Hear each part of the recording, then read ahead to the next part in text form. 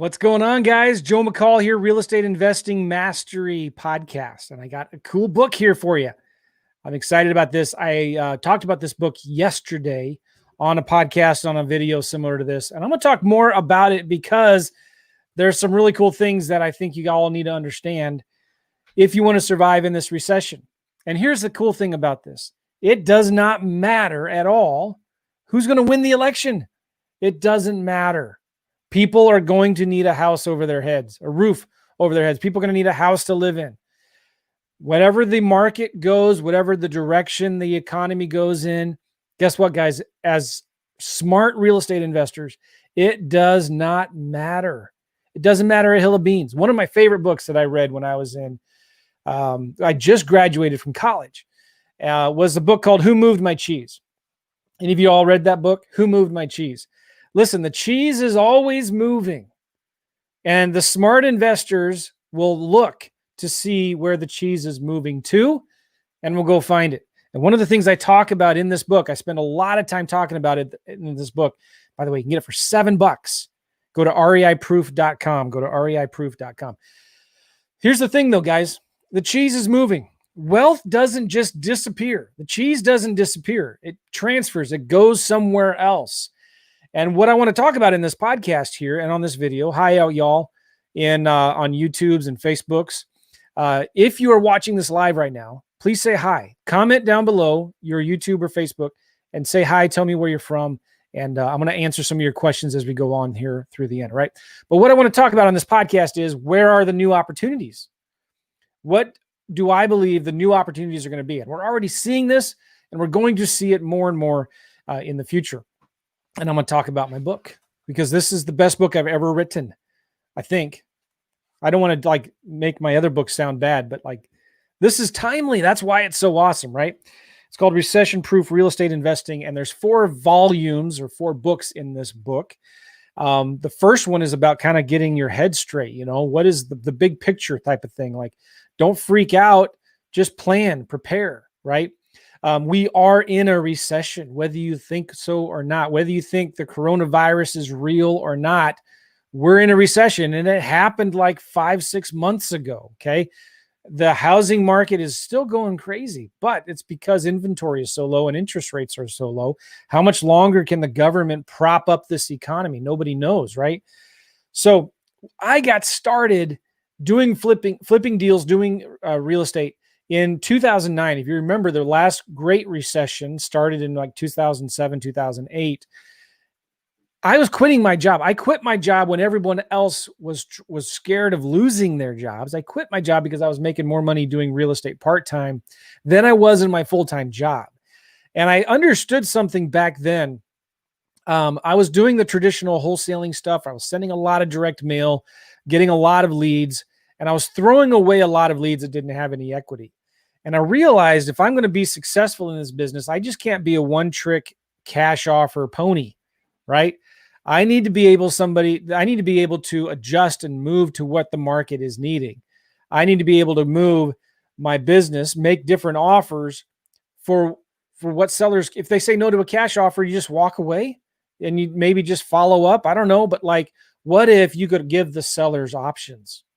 What if, instead of throwing away the leads that didn't have any equity, you actually did something with those leads that didn't have any equity and made them different offers?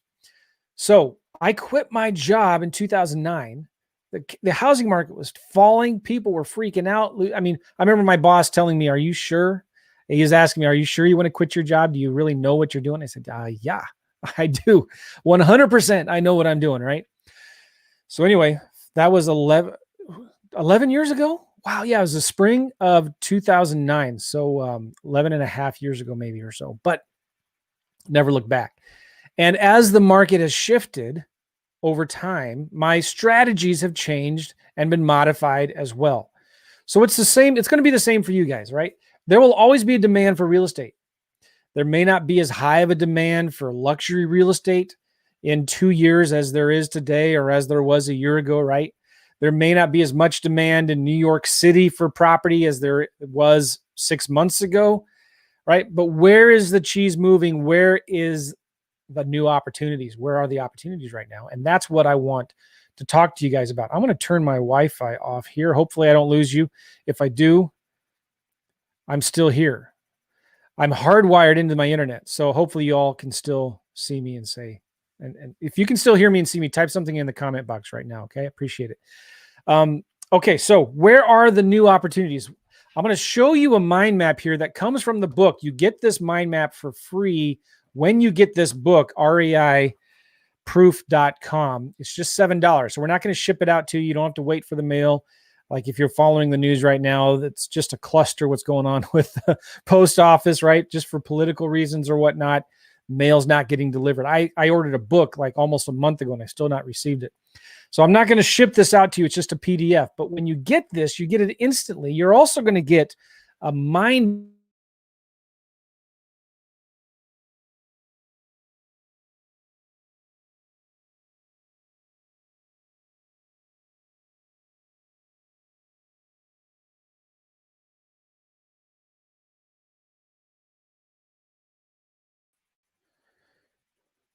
Okay. I'm still connected. I'm back. So I don't know what happened. Sorry about that. I switched to hardwire and I thought I didn't think I'd lose my internet. But hey, Richardroop is in the house. Everybody say hi. Richardroop, I hope you don't mind me calling you out. But I see your comment here. Richardroop is here. And those of you that don't know Richardroop, he's one of my mentors, got me started in the business. And it was his CDs and audios that I was listening to talking about creative real estate that helped me quit my job back in 2008 and 9. I interviewed him on the podcast. You all should check that out. Go to realestateinvestingmastery.com, realestateinvestingmastery.com. There's my banner right there, Real Estate Investing Mastery Podcast. I interviewed Richard twice. He's got an incredible, amazing story, and he's back, which I'm so excited about that. All right. So I'm talking about my new book, right? This recession-proof real estate investing. And if you're still here and you're seeing me, please type something in the comments. And if you've typed any questions in the past, type them in again, because I've lost all of your previous comments and chats. Does that make sense? Whether you're on YouTube or Facebook, type something in and I'll see it right now. No, it's not Richardroop from Australia, Matt. Cool. All right. So I'm going to talk about where are the new opportunities right now. And one of the things that you get when you get this $7 book is this mind map where the book came from. And I'm going to share my screen right now. And I'm going to share the mind map that you get for free when you get this book.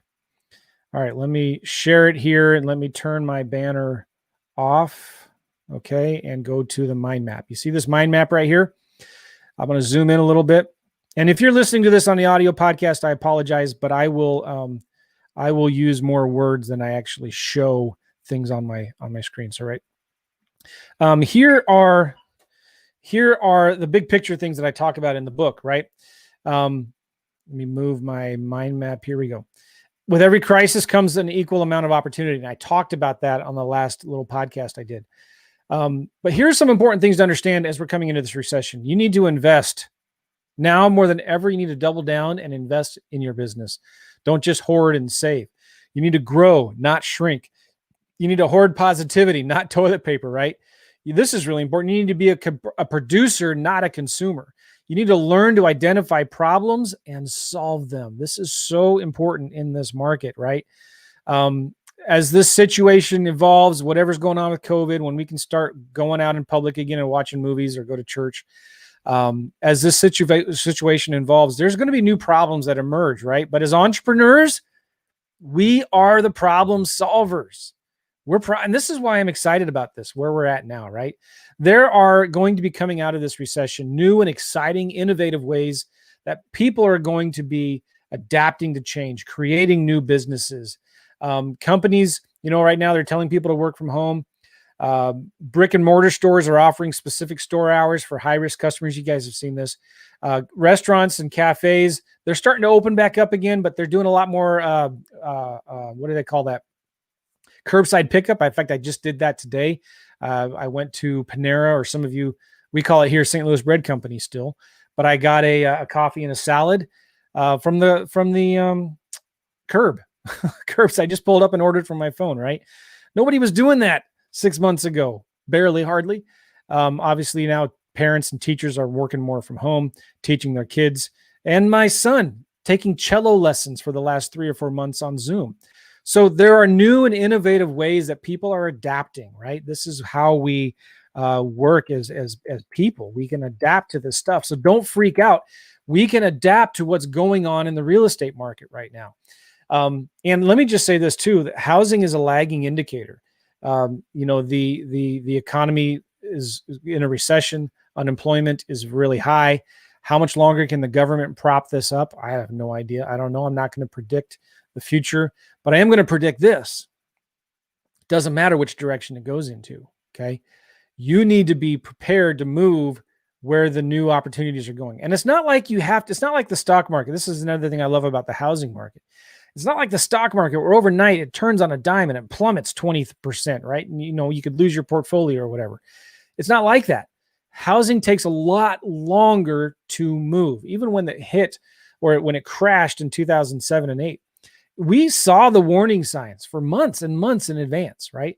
And even when it started falling, you still had months and months to get out of your bad deals.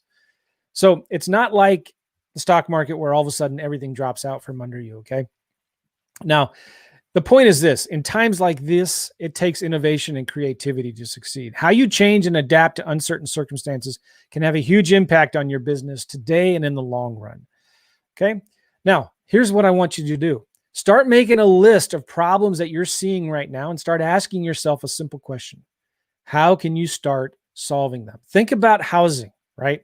How can you start solving them? Landlords can't evict tenants right now in most areas or some areas, right?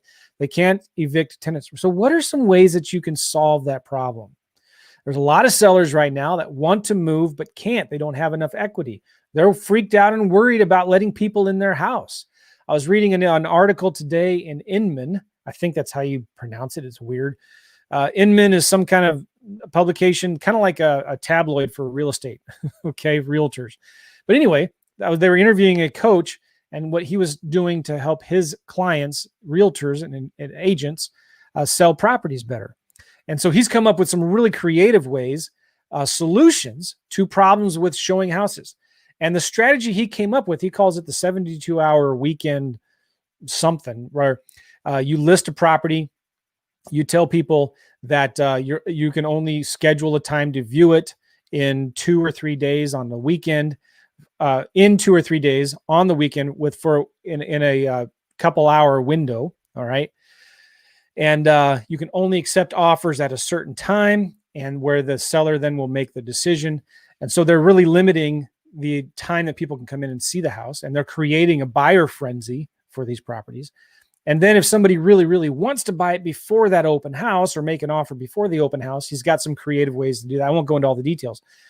But there's a problem with realtors and listings right now being able to show properties, or they're thinking of creative ways to go to the clients and say, hey, we can sell your property without, having a parade of homeowners coming through and looking at it. So you as the investor, what are some creative things that you can offer to the sellers on how you can help them sell or buy their property? Does that make sense? One of the things that you can come up with is maybe a creative type of a deal, like an owner financing or like a lease option, right? What if you give them the price they want if they give you the terms that you want? What if you give them the price they want? And if you're negotiating some terms, well, what if you said something like, I can get you that if you can waive the rent for the first year? That's a great thing about this business. You can be creative like that. I have a student that negotiated a 5-year lease option with a seller, gave the seller the price they want, and needed a lot of work, didn't have much equity, but said this: I will give you the price you want if you let me keep 100% of the rent for the first 3 years. The house rents for $900 a month. She didn't put any money down. She's getting $900 a month cash flow on this. It's a sandwich lease option deal. She's got a tenant in there who's fixed it up and put it, is taking care of it. She's getting, what is that? $10,000 a year in 3 years. She's going to have $30,000 in cash flow. Okay. In profits.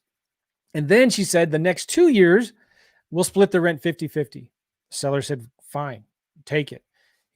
So that's a great thing. Start thinking of some creative solutions. Back in 2009, when I quit my job and I started doing lease options, my creative solution back then was like, well, you know what? I liked lease options. I liked wholesaling. I thought, why can't I wholesale lease options? I just started asking bigger and better questions. And then I started getting properties under contract as a lease option. And instead of staying in the middle, I just wholesaled or sold that contract to a tenant buyer, right? In a normal wholesaling deal, you get a property under contract for cash and you sell that contract, or you assign the contract to an investor to a cash buyer and investor, right? Well, what if you just sell the contract to a tenant buyer and you're done and out of the deal? I started doing that, started helping a lot of sellers get out of bad problems, and I started making good money. So start coming up with solutions. People are living in fear. It's crazy. It's ridiculous. And they will happily pay for solutions that will provide them a sense of safety and security. So we need to learn to pivot and insert ourselves into our customers' internal dialogue. Okay. And I give some more examples in the book, for example, what's going on with Airbnb right now, which is just crazy. And by the way, we stayed at an Airbnb a few weeks ago in Branson, Missouri. I know it's Branson, and you all are rolling your eyes thinking, oh yeah, that's the place where right after we opened up, everybody went down there and started partying without masks and a bunch of people got sick. Well, whatever. But yeah, we went there. And here's my point. All the Airbnbs were booked. Like, it was hard to find nice Airbnbs. So things are coming back. All right. So what are the opportunities in real estate? I'm glad you asked. But before I start sharing with you from this mind map that you can get from my book, you get this book for $7, reiproof.com. I want to make sure you guys are still with me. I'm going to stop sharing my screen here for a minute. Are you guys still with me? Can you still hear me? I want to make sure this is working. reiproof.com. Let me look at the comments here. Yes, Matt, Inman is an excellent publication for the real estate industry. It is, but it does kind of get tabloid a little bit, doesn't it? Arthur is saying, hey, Joe, thanks for the Z code, bro. Hey, cool. Guess what, guys? I'm thinking about coming out with a new course because the Z code was on about how to find leads on Zillow. I'm thinking about coming out with a new course called the Red Code. And can you guess what that's going to be about? The Red Code is going to be about finding leads on Redfin. And we're doing some really cool things right now where we're finding older listed properties that are free and clear from Redfin, and we're sending them offers. Oh, what? Say what? Yeah, Richard's still here. Hey, what's going on, Richard? That is a strategy that I learned a lot from Richardroop on back in the Ultimate Selling Machine days. Cool. You guys are still here. Matt, you can still hear me. Lima Charlie. All right. Cool. Yeah, it's going to be called the Red Code. You guys would be interested in that maybe? So what it is you look for older properties. I mean, like properties that have been listed for over 60, 90 days on the MLS. And you might find 100, 200 of them in your big area, not a little area, but a big area, right? And you're saying the market's hot right now. Everything, you just stick a sign in the yard, the properties sell fast. Not true. I can go into any market right now and find 50, 100, 200 properties that have been on nice properties that have been on the market over 90 days that are not new construction. Nice homes. They're not selling because they're overpriced. Well, what if I could show you a way you could find all the houses that are listed right now because they want to sell, right? And then of them, find the ones that are high equity or free and clear, and then send them an offer. You could send it to the realtor if you want, or you can send an offer directly to the seller and say something like, hey, listen, if I can get you that price that you want, would you consider maybe owner financing or lease purchase? What do you think about that? All right. So, yeah, I'm thinking about calling it the Red Code. It's pretty cool. But that's a new opportunity. That's what I'm talking about, right? These are great properties that you can get incredible cash flow on and on great terms. You can buy these things with little to nothing down, and you can make offers that are like principal only payments or really low interest payments. And if you set it up right, you can actually partner with private lenders. And it's different than borrowing money. There's a way to do that, but there's a way you can also set it up where you're structured as more like a partnering with a private lender, where they're even more protected, which I really like the idea of that, because that's going to allow you to keep the seller in first position and not have to put a small private investor in first position with the seller in a big second. Does that make sense? I'm getting a little ahead of myself, but I'm just want to make sure you guys are still with me here. You're still good? Good. Get this book right now, $7, recessionproof.com. I'm going to show you some more things here about where the new opportunities, where I feel like the new opportunities are in the market. I'm going to share my screen again. You see that? Okay, here we are back at my mind map. And again, you get this mind map for free. You're also going to get in this mind map the videos of everything that I'm talking about here. I also have some bonuses where I'm going to give you a wholesaling 101 class. I did a wholesaling 101 class, A to Z, nuts to bolts, on how to flip deals, how to do regular cash deals. And this is a course that you get in the bonus here in the mind map that I have friends that sell $500 to $1,000 for. And you get it. You get all the videos, the transcripts, the tools, the contracts, the checklists, the calculators, the marketing pieces, all of that. It's in there. Cool. All right. I know you're going to love it. All right. Let me go back to the mind map here. Here are where I feel like the opportunities are in the business. Let me just say this too. You're in the right place at the right time. If you're new to this business, this is the best time to get started in real estate, right? I talked about this. Wealth doesn't disappear, it transfers. The world will soon be on sale. Prices will soon be at an all-time low again. I really believe that. Housing can't go up forever. And it's got to happen. It's going to happen. Prices have to come down. We can't keep interest rates as low as forever. And there's a tsunami coming of foreclosures that just hasn't hit the market yet, and it's coming. So you need to be prepared to know where the cheese is moving.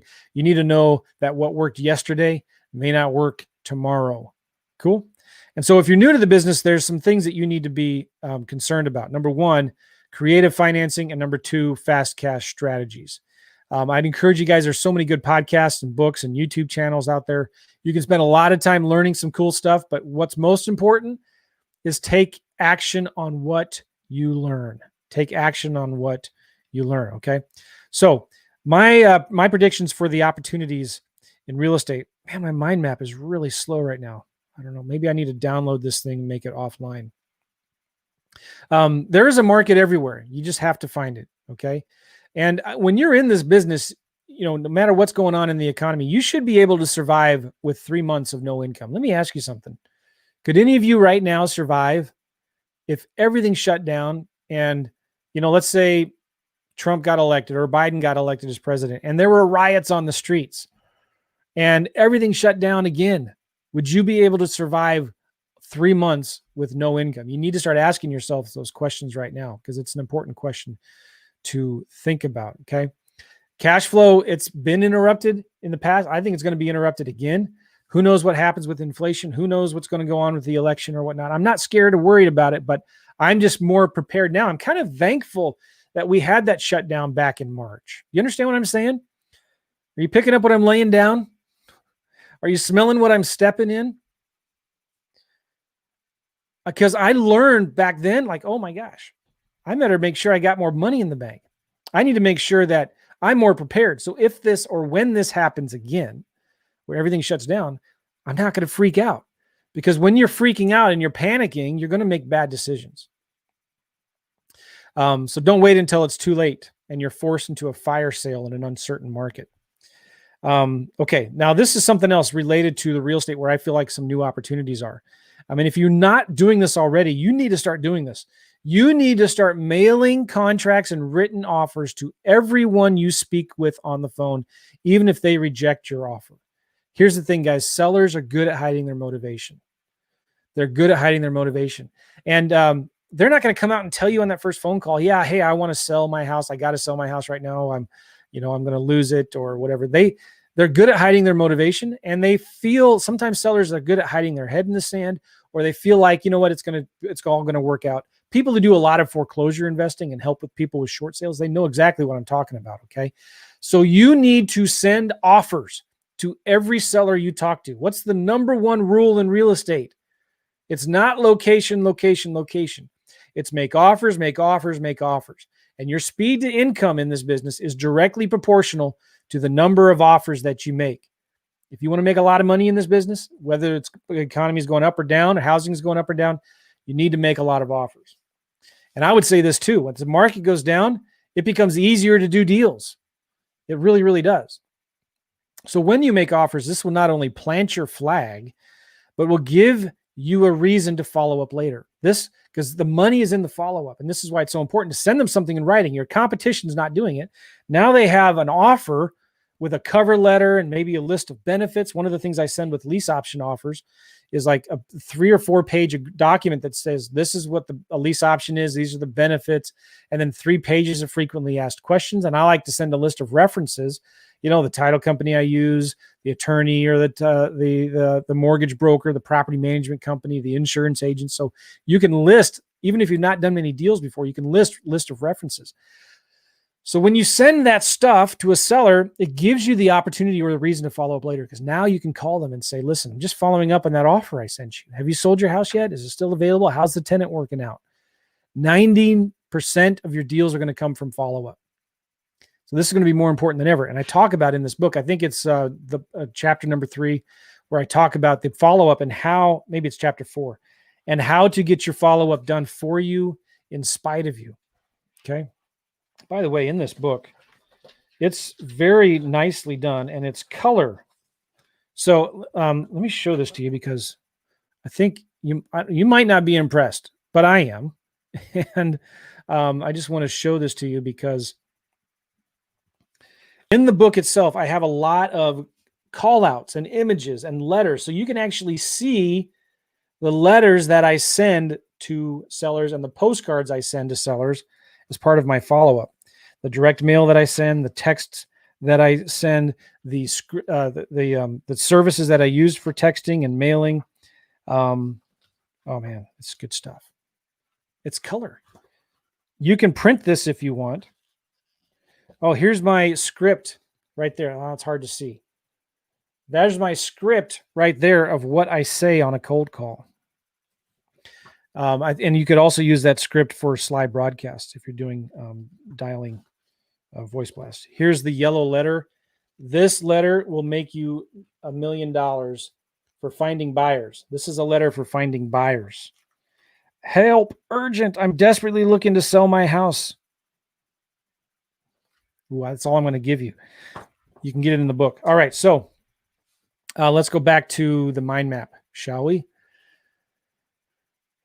Dum dum dum dum dum dum dum dum dum dum dum dum dum. All right, here we go.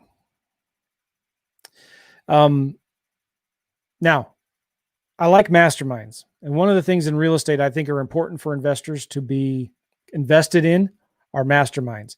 And you might think, well, I'm concerned about liquidity. I need the cash. I'm going to cancel some masterminds. But I think that is a bad idea. I think you should rethink that. Community collaboration are going to be the secrets to having a massively successful business as we move forward into the future. Why is that? Because you get to start hanging out with people that are also looking to see where the cheese is moving to, where the opportunities are. All right. Global insight and support from like-minded business owners will be critical to not only survive, but thrive through the uncharted waters that we are about to enter. The other thing in regards to real estate is don't slow down. There are more motivated sellers now than we've seen in a long time. And I'm going to talk about this later, but we're seeing this especially right now with vacant land. Sellers, they just don't care. They're tired of paying the taxes. They want the cash. They're thinking like, I need to get some cash saved up, might lose my job, or I don't know why my widowed husband, I don't know why he bought that land 20 years ago. I just want to get rid of it. I don't care what we paid for it. We just did a land deal. We bought it for 10 grand and we sold it for 33. Vacant land out in the middle of nowhere. Okay. So sellers, there are motivated sellers. And you may think, the housing market's flying off. I just read an article yesterday from the National Association of Realtors that median home prices are actually going up and the time on market is going down. It's still there's only one reason there's 2 reasons why that's happening. The inventory is super low and the interest rates are really low. But you watch, there's a big foreclosure crisis coming. And people are going to start panicking. That's my opinion. We'll see what happens. And even if I'm wrong, I hope I am. But there's a lot of motivated sellers out there, and you can still get deals. And a lot of people are getting scared. So this is like the worst time to slow down as investors are leaving the market, as they're quitting, as they're giving up. You got to be aware of that. The other thing you need to be focused on in real estate is you've got to be focused on the quick nickel rather than the slow dime right now. That's my opinion. I think this is not a good time to buy a property and fix it up and sell it, hope to sell it in 3 to 6 months. Okay. I'd rather see you guys make a quick nickel than a slow dime. Yeah, you could maybe rehab it and make a lot of money, but during that time, that 6 months that you're fixing the house up, listing it, dealing with the hassles of the banks and the lenders and the inspectors and the picky buyers and the realtors, it's like you could have wholesaled or quick flipped 2, 3, 4 properties during that same time and made just as much money without using using your resources and your time and losing your hair and taking all that risk of rehabbing houses right now. Okay. Consider about not using your own cash right now. There's opportunities that you could maybe find private investors or people to partner with you on houses.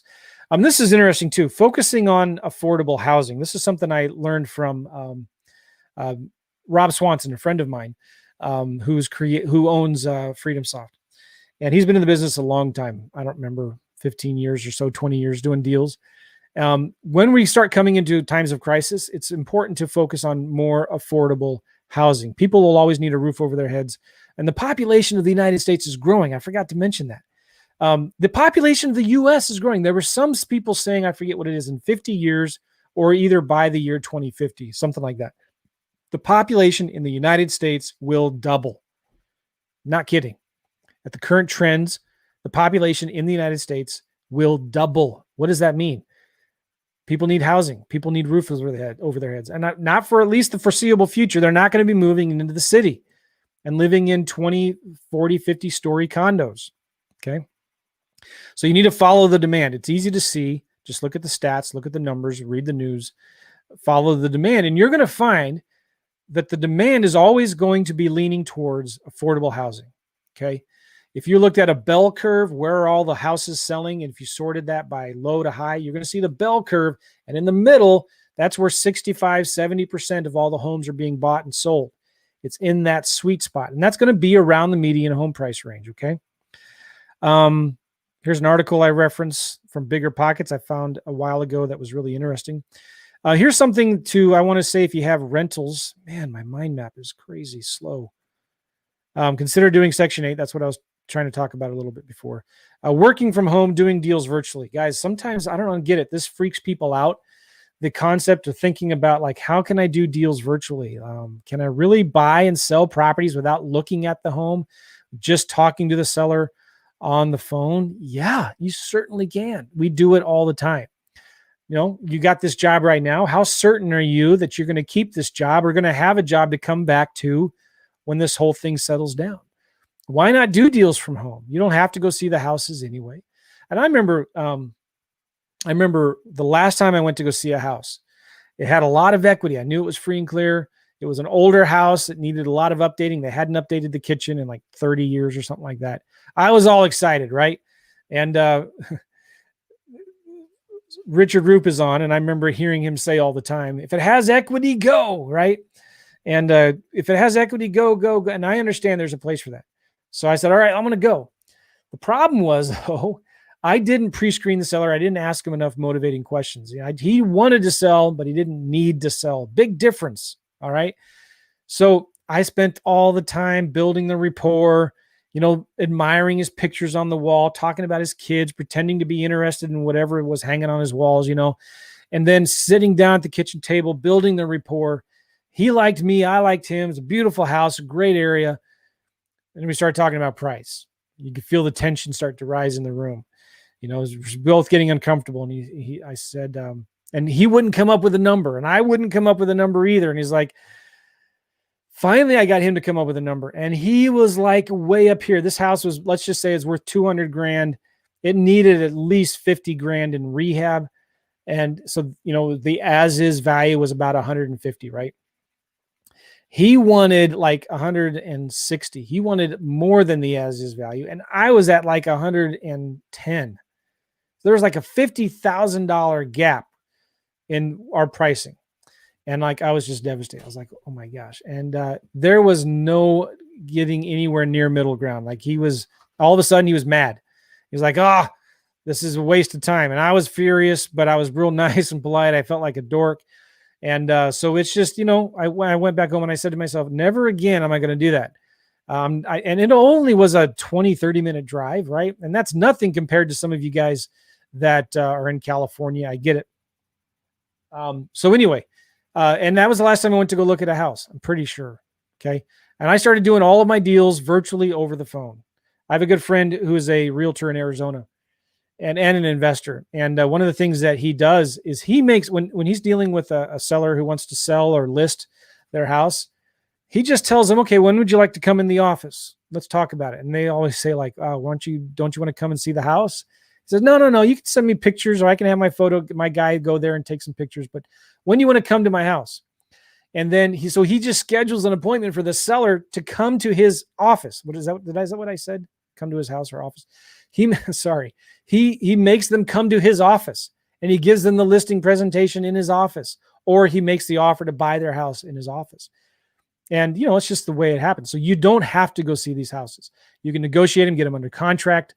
And then, you can partner with local contractors or realtors to sell the properties for you, give you estimates for repairs and rehab, all that stuff. Once you learn how to talk to buyers and sellers on the phone, guys, you're never going to have to worry about money again. This is why sales is so important, learning how to negotiate and talk to sellers. Cool. All right. So there's a lot more I could share. I'm going to move on now because I got to figure out why I didn't even talk about the marketing that's working today, the wholesaling that's working today, lease options, vacant rural land. Oh, there's a lot of good stuff in this book, but I'm already gone late, and I need to go figure out what's up for dinner. So I'm going to get going now, but guys, listen, get this book. I think it'll change your life. I really believe that much in it. And it's all about how to survive and thrive in this recession, so you can come out of it unscathed, right? I've been talking to so many friends that have been doing lease options or have been in the business a long time, doing creative financing deals like owner financing or whatnot, and can't wait for the days to come back where the market starts going down again, because that's when they did their most deals. That's when they made the most money back, 8 years ago when the market was falling. Is that right? No, like 9-10 years ago. All right. So any questions, guys, go ahead and type it in the chat right now, and I'm going to answer them. Where do you purchase the book? Joe, go to reiproof.com. It's right there. You can't get it on Amazon, reiproof.com. And Matt, yes, I'm a proud Cardinals fan, not a Reds fan. And nobody cares about the Diamondbacks. I'm just kidding, Matt. Cool. All right. The red code. You guys like that? Inman is an excellent publication. I already read that. Okay. Have a cash buyer network to the seller listing. Cool. I'm looking at these comments and I'm probably reading them out of order. Oh, this is a good comment here from Matt. We must remain small, adaptable, and versatile. Keep a low profile, but be very responsive and positive. Oh, that's a great point, guys. If you want to do, you got to be responsive to sellers. Here's a huge secret. If you want to do more deals in 2020, 2021, answer your phones. Be accessible. Talk to people. Make offers. Like, it's not that hard. We complicate this business. We think there's some magic red pill or something, right? We think there's some secret sauce or secret formula to doing more deals. And no, it's just real simple. You do the marketing, you get leads. Talk to sellers, you make offers. And you follow up.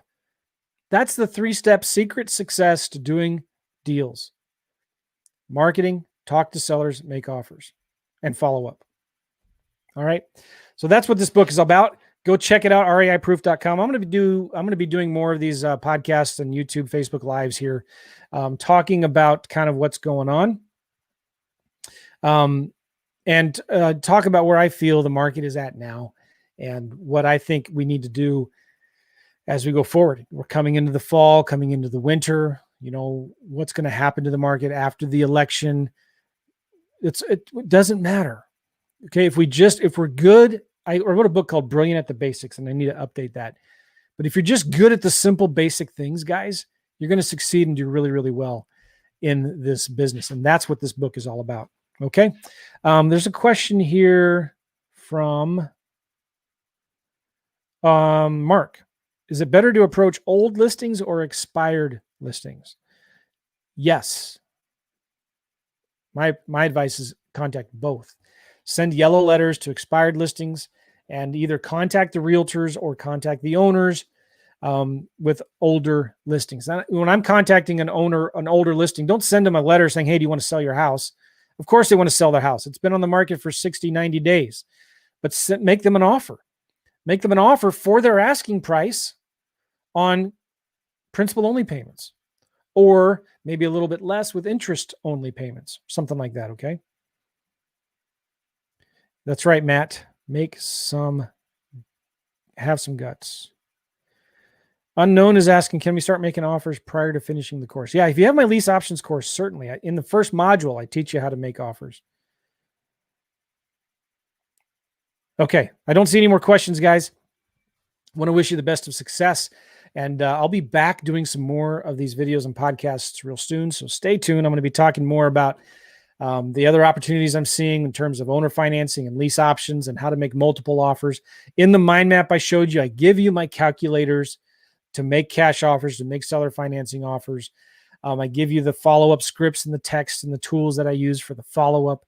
I think there's really 3 things you need to be focusing on as we go forward here. And I'll just wrap it up with this. Number 1, be focused on start learning how to make multiple offers to sellers. Okay.